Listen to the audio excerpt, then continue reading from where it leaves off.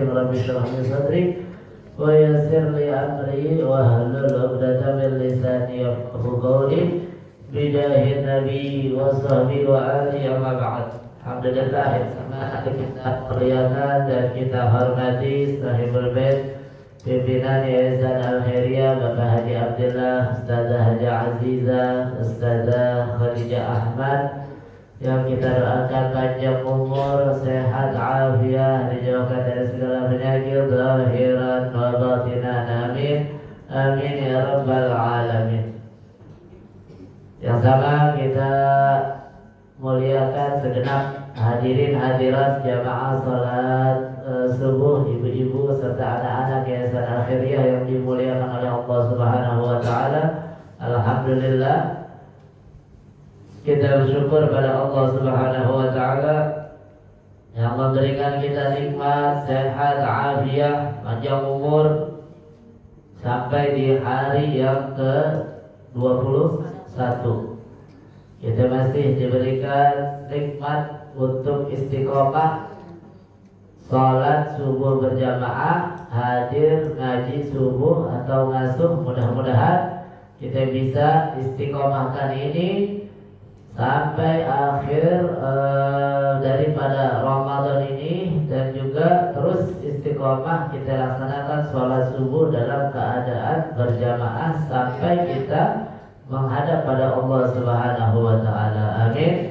Amin ya rabbal alamin. Salawat beserta salam kita haturkan kepada junjungan kita Nabi besar Muhammad sallallahu alaihi wasallam yang telah menuntut kita umatnya minal zulumati ilan nur, minal akhlaqil fasidah ilal akhlaqil karimah.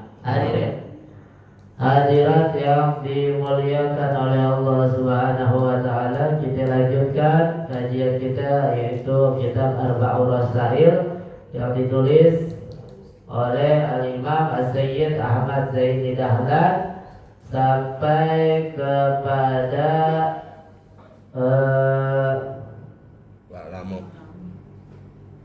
wa'lamu. Jadi lah halaman 10. Wa'lamu, ketahuilah, rahimakumullah, semoga Allah merahmatimu, anna salata wal mudawamata alaiha wa ala jama'atiha, bahwasanya salat dan istiqomah melaksanakan salat dalam keadaan berjamaah sababun, adalah satu sebab lihusulil khairat, untuk mendapatkan kebaikan-kebaikan, wal barokat, dan keberkahan-keberkahan, wa taksiril hasanat, dan memperbanyak daripada pahala-pahala, wa raf'id darajat, meninggikan daripada derajat, baik di sisi Allah ataupun indan nas, wa takfiris sayyi'at, menghapus daripada kesalahan, keburukan, wa raf'il balaya wal ahad, penolak daripada bala dan penyakit, bala dan penyakit, begitu. Wahia aslu taqwa, salat dan melaksanakan salat ini adalah pangkal dari, timbul dari hati yang bertakwa. Makanya orang nggak semua orang bisa sholat berjamaah. Gak semua orang bisa jalanin sholat 5 waktu. Ini timbulnya, keluarnya dari hati-hati yang punya ketakwaan kepada Allah Subhanahu wa Ta'ala. Kalau udah bertakwa, semua kau dapat kebaikan, dia dapat keberkahan, naik derajat, menghapus dosa, tolak bala, begitu, penghilang daripada penyakit. Kita kemarin lumayan lama ditimpa wabah. Untungnya masih banyak yang bandel, ngerjain sholat berjamaah. Mau itu di musola, mau itu di masjid, mau itu di rumah atau di majelis taklim, masih banyak yang bandel. Mungkin sebab bandelnya mereka menjadi sebab terkuak itu problematikanya menjadi hilang. Begitu menjadi hilang.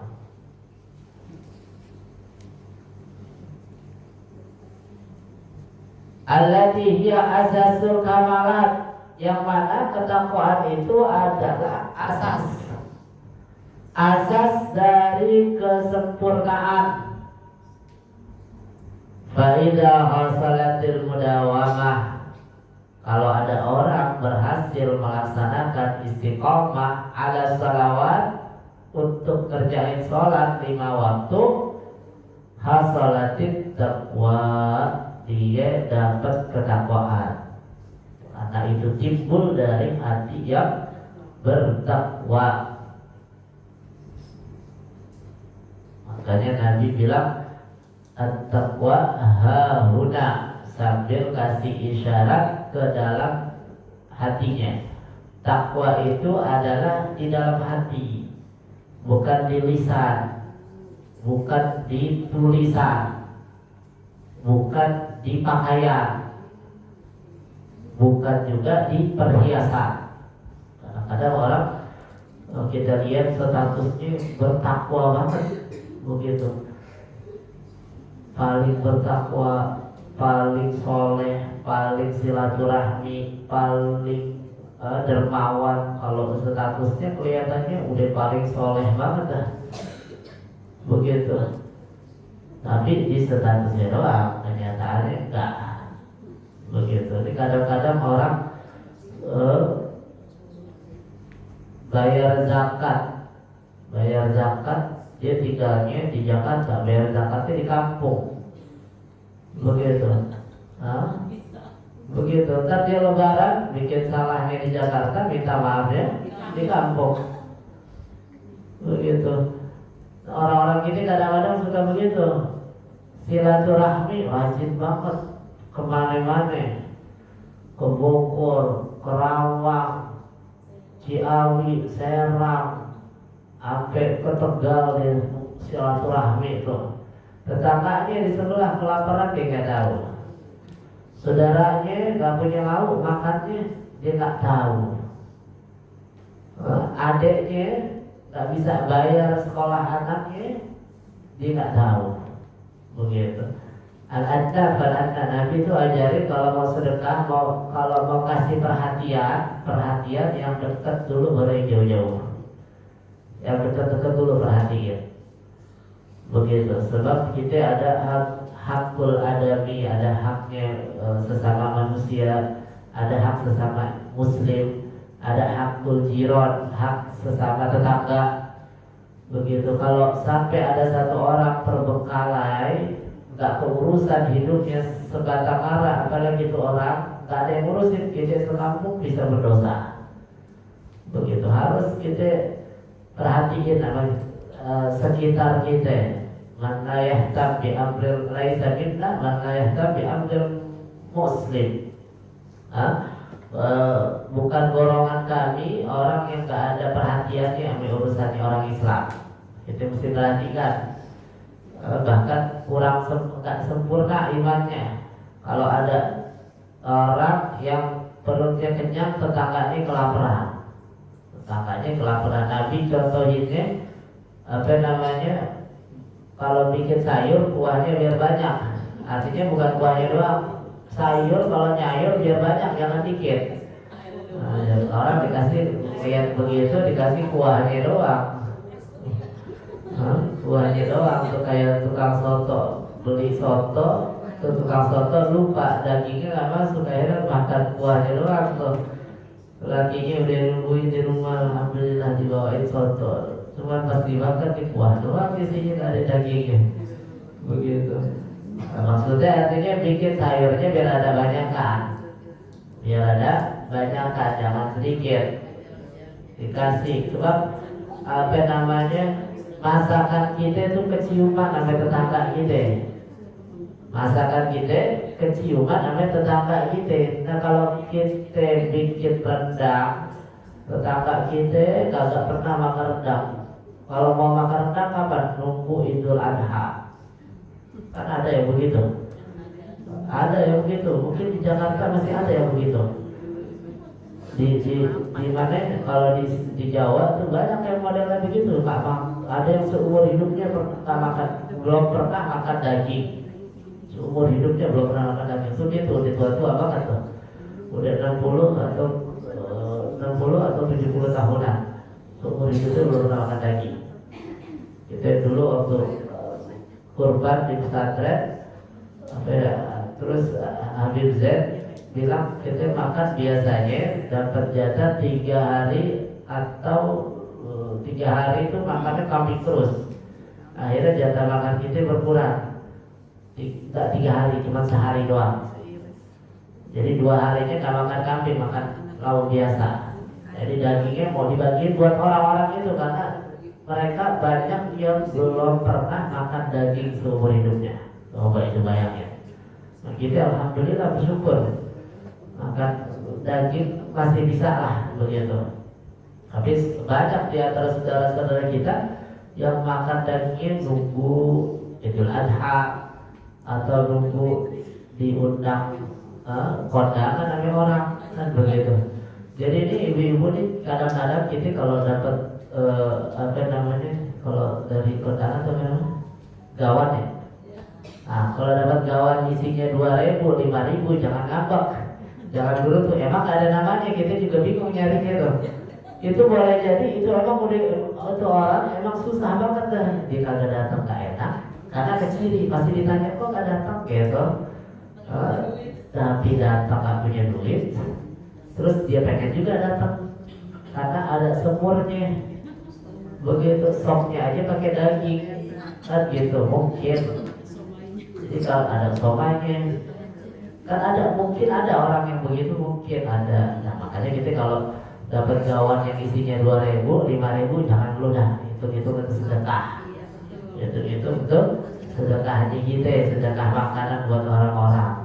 Begitu. Kadang-kadang banyak juga emang 2.000, yang 5.000 agak ada namanya lagi. Begitu. Nah, apa namanya? Jadi Nabi itu ajarin yang dekat dulu, yang dekat perhatiin. Yang dekat kita perhatiin. Saudara kita dulu yang kandung perhatiin. Apa namanya? Udah pada kenyang apa belum?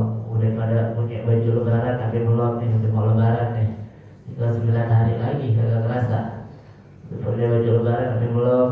Jangan kalau lebaran orang-orang pakai bajunya bagus-bagus, ini pakai baju partai lagi, begitu. Nah, kalau kita nggak bisa beliin yang baru, bagi yang bekas, yang masih bagus, begitu. Biar dia ngerasain juga pakai baju bagus. Nah, kita jangan kadang-kadang sama orang lain banyak banget, sama yang jauh-jauh didatangin, yang dekat gak didatangin. Sama orang lain baik banget, emaknya, bapaknya galak banget, begitu. Sama temennya ngomongnya lemah lembut, enak banget didengar suara. Nah, kalau sama emaknya, bapaknya galak banget ngomongnya, begitu. Ngomong sama saudaranya begitu juga, mau kenceng aja. Tapi ngomong sama tetangganya, sama bapaknya temennya, manggilnya udah kayak bapaknya sendiri. Malah kadang-kadang panggilnya papa juga lagi. Papa yang tepatnya itu papa atau apa panggilannya begitu kayak dekat banget sama bapaknya sendiri, gak dekat.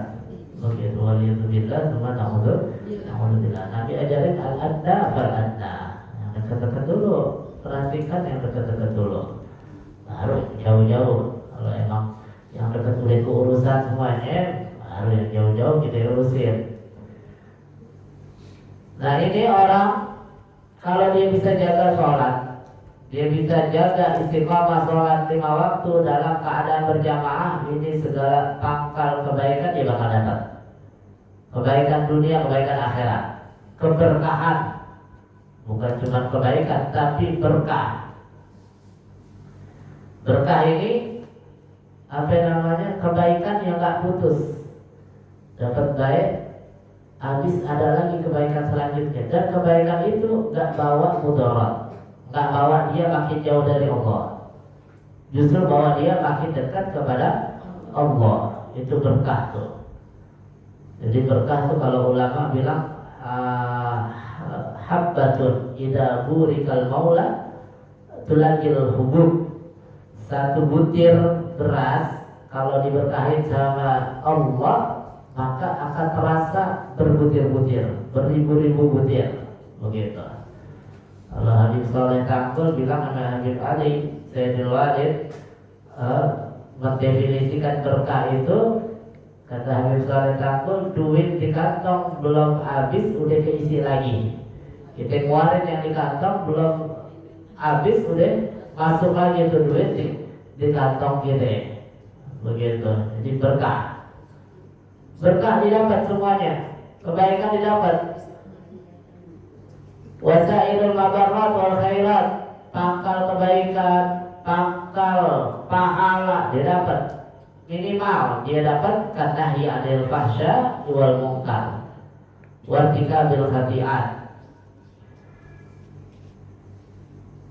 Minimal dia bisa nahi, mencegah kepada dirinya daripada perbuatan yang keji. Perbuatan yang keji. Wal munkar, kemungkaran, judi, mabok dan lain sebagainya. Wartikabil khati'at, melakukan kesalahan-kesalahan, salah langkah. Orang tuh kadang ada aja tuh, ada yang tipikalnya dia kalau aksi apapun salah mulu. Kalau melangkah satu perbuatan pasti salah mulu. Ada aja yang dibikin sakit hati atau ada aja yang dibikin kecewa begitu. Nah kalau dia jaga sholat, dia terjaga dari itu semuanya. Langkahnya selalu dianggap benar oleh orang. Begitu. Nah, karena Allah Subhanahu wa taala katakan, kalau Allah taala walau anna ahlul qura, seandainya manakala orang-orang desa itu sekampung amanu, mereka beriman, wattaqau, bertakwa, la fatahna alaihim, kami akan bukakan pada mereka barakatin, keberkahan, rizki, anugerah, nikmat minas sama'i wal ardh, dari langit dan bumi. Rizki bakal digelontorkan. Wa qala ta'ala, Allah katakan juga, walau annahum aqamut taurah, kalau seandainya mereka menjalankan apa yang ditulis di dalam kitab Taurat wal Injil wa ma unzila ilaihim, dan juga Al-Qur'an, apa yang diturunkan kepada mereka dari Tuhan mereka, la'akalu, mereka pasti akan bisa makan min fawqihim, dari atas mereka, wa min tahti arjulihim, dari bawah kaki mereka. Artinya makanan bakalan seabrek-abrek dia terima. Rezeki bakalan dari arah mana aja bisa sampai sama dia. Wa qala ta'ala wa an law istaqamu 'ala tariqati la asqainahum ma'an ghadaqa.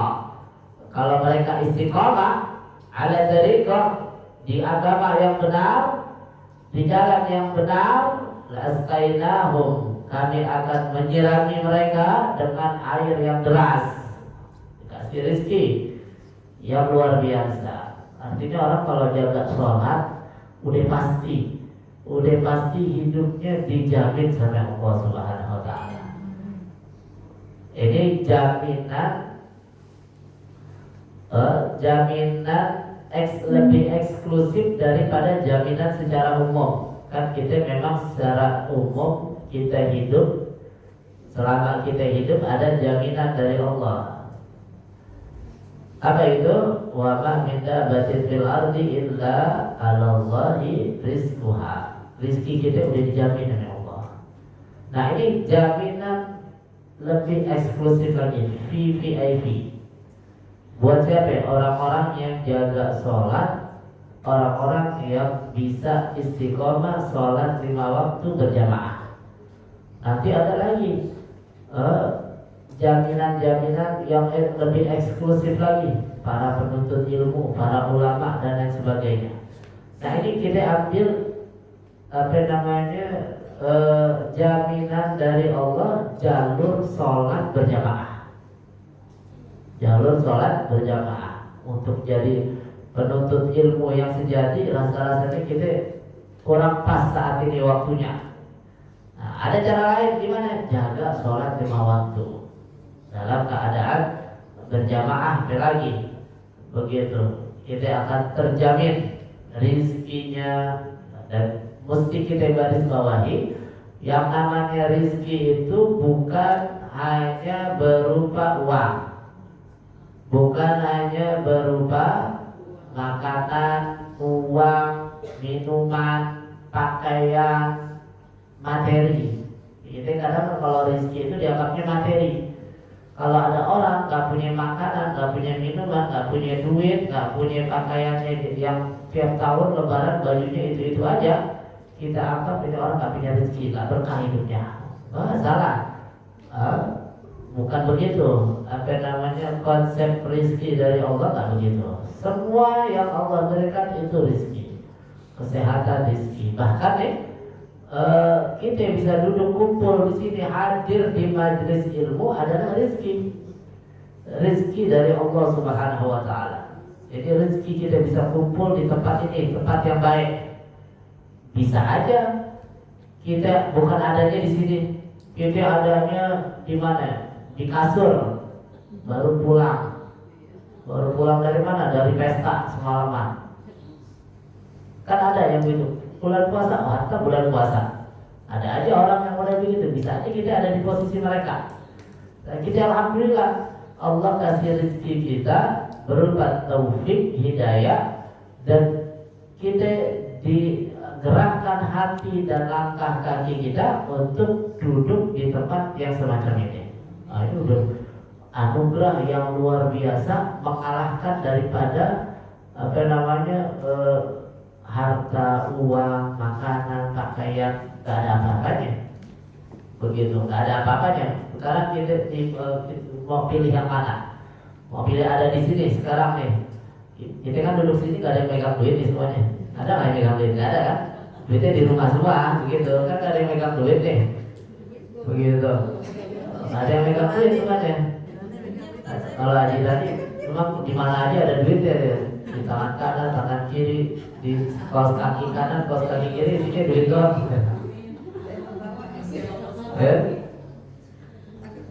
Nah, kita kan gak megang duit nih sekarang nih, karena kita mau sholat doang. Kita gak megang duit, terus kita pilih di sini, atau kita pilih orang yang tadi baru pulang tuh, duitnya banyak banget ya. ATM-nya bukan ATM biasa. ATM apa tuh yang duitnya bisa sekali narik ratusan juta? Prioritas. Yang kan ATM kita, kalau ATM kita narik 10 juta aja udah bengek tuh. ATM-nya udah bengek. 10 juta udah bengek, udah susah.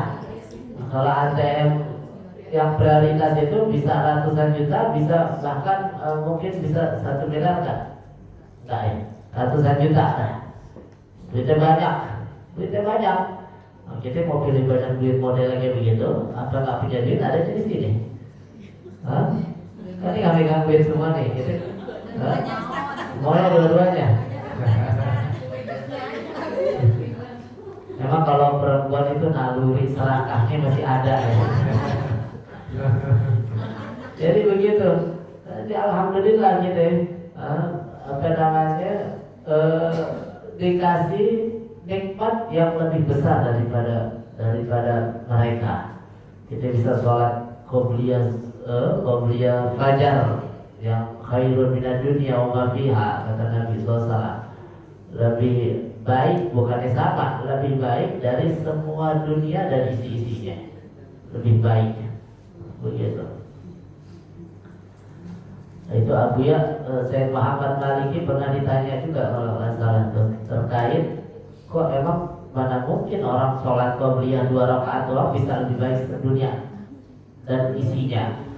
Orang kaya yang punya, kita anggap orang yang punya mobil listrik, siapa namanya? Elon Musk.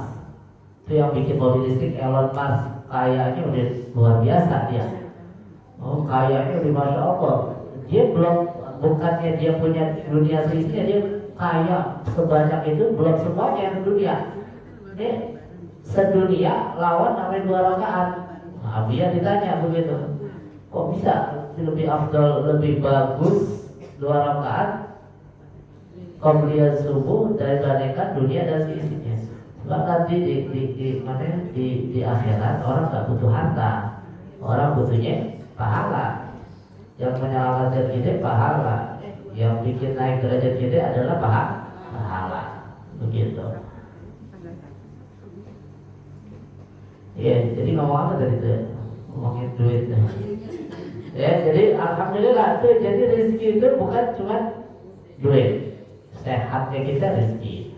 Anak-anak kita sehat, punya anak kita rezeki. Anak kita sehat rezeki. Cucu kita sehat rezeki.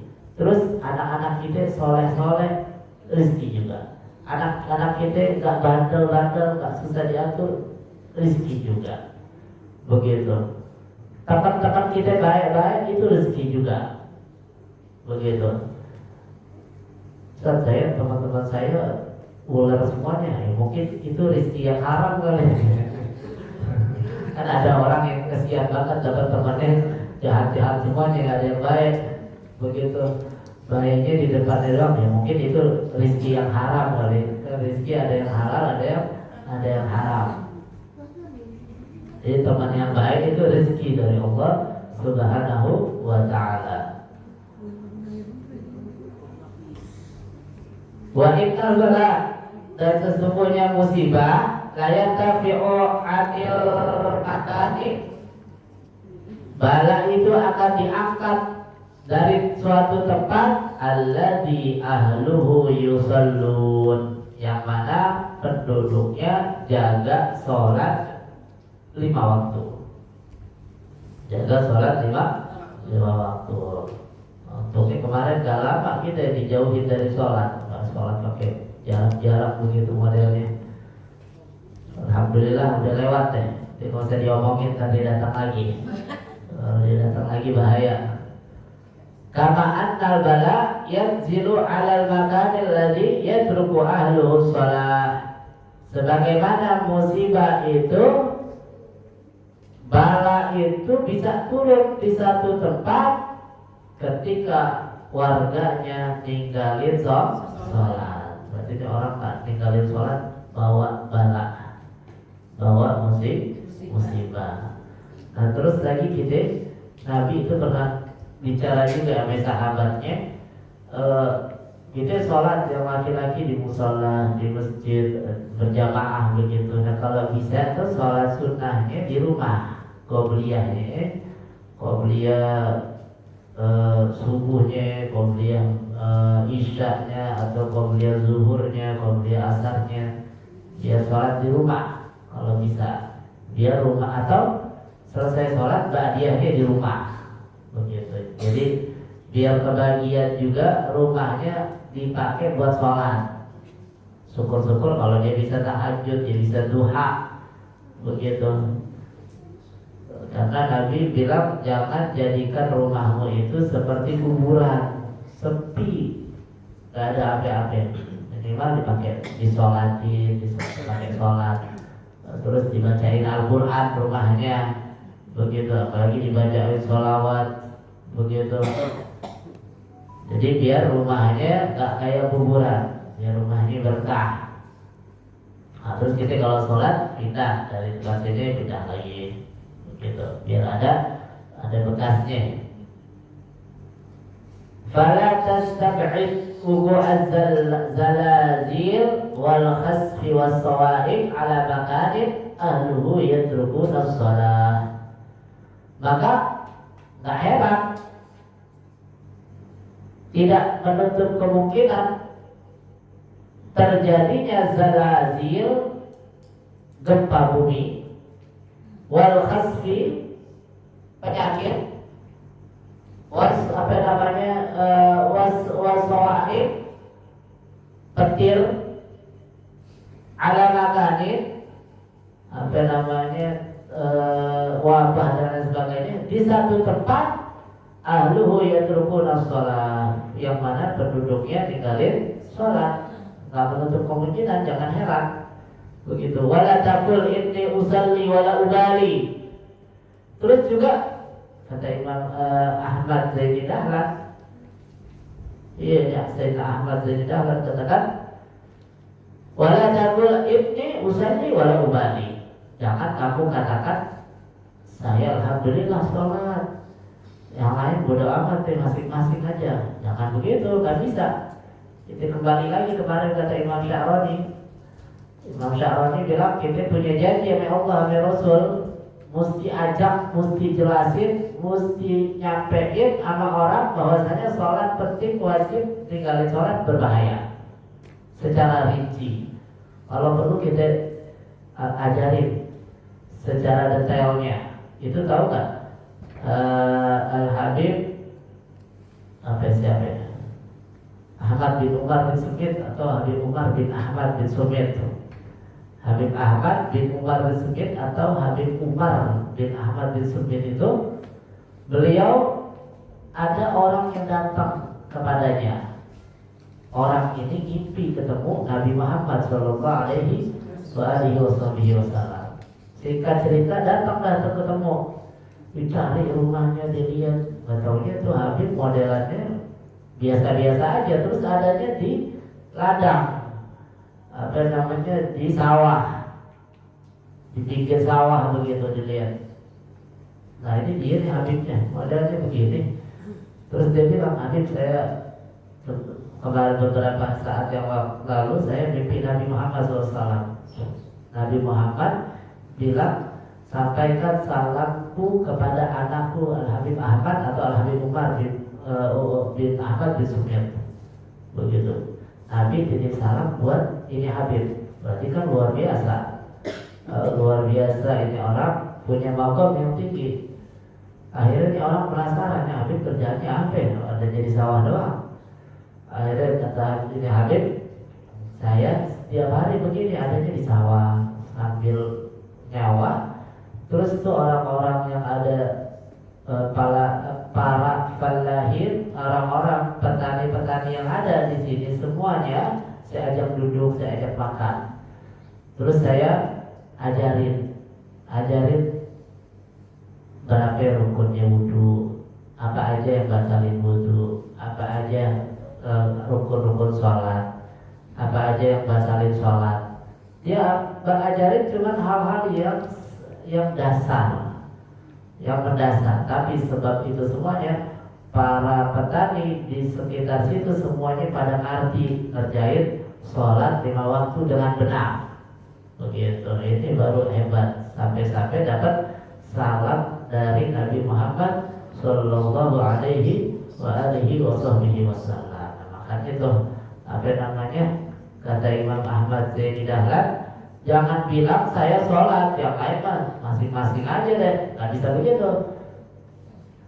Wala alayya minhum, dan saya nggak ada tanggungan buat mereka bukan tanggung jawab saya, jangan bilang begitu. Li'annal bala, masalahnya musibah idza nazala, kalau udah turun, ya ummu saleh wa taleh, bakal mengenai yang baik dan juga yang buruk. Yang soleh kena, yang soleh juga kena.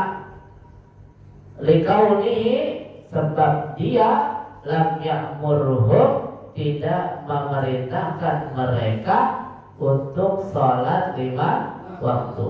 Walam yanhahum, dan tidak mencegah mereka daripada melakukan kesalahan. Walam yahjurhum, juga mereka tidak hijrah, menjaga jarak dari orang-orang tersebut. Kumpul bareng ngajarin enggak, kumpul bareng nasihatin enggak. Nah, ini bahaya. Billahi ta'ala wallahu ala kulli syai'in syahid. Jadi kita diminta begitu. Sebab dulu tuh orang-orang Bani Israel, apa namanya di Al-Quran tuh, walaqad alimtum alladziina i'tadaw fis sabti fakunu qiradatan khasi'in. Jadi ada zaman itu mereka dilarang mancing ikan di hari Sabtu, tapi ikan banyaknya di hari Sabtu. Akhirnya diakalin sama dia. Ada yang memang mancingnya di hari Sabtu, ada yang dari hari pas di hari Sabtunya dia nggak mancing, dia ambilnya di hari Minggu, tapi di hari Sabtunya dikasih jebakan biar ikan nggak kemana-mana. Begitu. Walhasil itu semuanya mereka melanggar daripada perintah Allah Subhanahu wa taala. Sehingga Allah katakan kunu qiradatan khasi'in. Allah kutuk mereka menjadi kerak. Jadi kerak semuanya tuh. Yang mancing, yang bahkan ulamanya yang tidak menasehati, semuanya jadi kerak. Jadi kena semuanya. Yang gak hijrah, yang gak pindah, yang gak menjauh, semuanya yang baik, yang gak baik, semuanya dijadikan kerak oleh Allah Subhanahu wa ta'ala. Kalau musibah begitu, kalau bala begitu, turun banjir, yang kena banjir bukan orang-orang jahat doang, kita juga kena kebanjiran. Begitu, ada gempa yang goyang bukan yang tempat judi doang, rumah kita juga goyang. Begitu, ada kebakaran, apa namanya, ada angin topan, yang kena angin topan bukan warung minuman doang, tapi rumah kita juga kena. Kalau kita nggak peduli sama lingkungan kita, minimal kita ada ikarnya. Kalau emang kita nggak bisa nasihatin orang, kita nggak kenal, modelannya sangar, kita ngomong satu, dia bukan ngomong balasnya, langsung pakai tangan. Begitu, boleh jadi pakai senjata. Nah, kalau kayak begitu modelannya, minimal kita ingkar di hati kita ingkar, kita gak senang dengan apa yang dia lakukan. Misalnya dia main judi, atau misalnya dia gak sholat, atau misalnya dia apa namanya minum-minuman keras dan lain sebagainya. Minimal dia ingkar, begitu. Kalau nggak begitu, kita bakal tergolong sama seperti golongannya dia. Mudah-mudahan deh kita kasih taufik hidayah, kita bisa jaga sholat 5 waktu, kita bisa raih Ramadan ini dengan apa namanya pahala